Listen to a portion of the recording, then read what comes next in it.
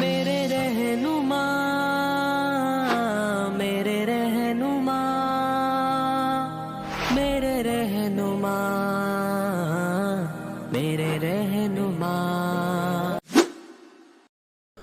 জাকাত দেরি করে দিলে সোনার দাম কোন মাসেরটা ধরব?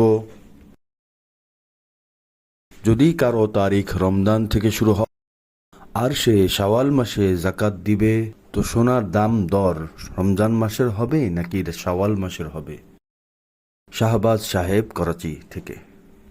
দেখুন, কারো ওপর যদি জাকাত ওয়াজিব হয় রমজান মাসে স্বর্ণের জন্য, এবং তার কাছে 1 কড়ি কানাও নেই স্বর্ণ ছাড়া, একটা টাকাও নাই, শুধুমাত্র স্বর্ণই আছে, তো কেননা তার জন্য ওয়াজিব ছিল এই স্বর্ণ থেকেই জাকাত বের করা।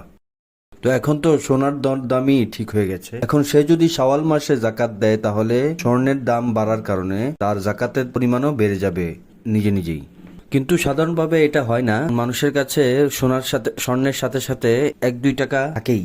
এই অবস্থায় যখন আপনি রমজানের জাকাত শাওয়াল মাসে দিবেন, ওলামায়ে কেরামের 2টা মত আছে। একটি মত হচ্ছে এই যে সোনার রেট যদি শাওয়াল মাসে বেড়ে যায় তাহলে আপনার জাকাতের পরিমাণও বেড়ে যাবে। কিন্তু দ্বিতীয় আরেকটি মত আছে যে ওই দামই থাকবে যেই দামে জাকাত ওয়াজিব হয়েছিল। সে সময় সোনার যে রেট ছিল আজ আপনি সেই দাম হিসেবে জাকাত দিয়ে দেন। তো 2টি মত আছে।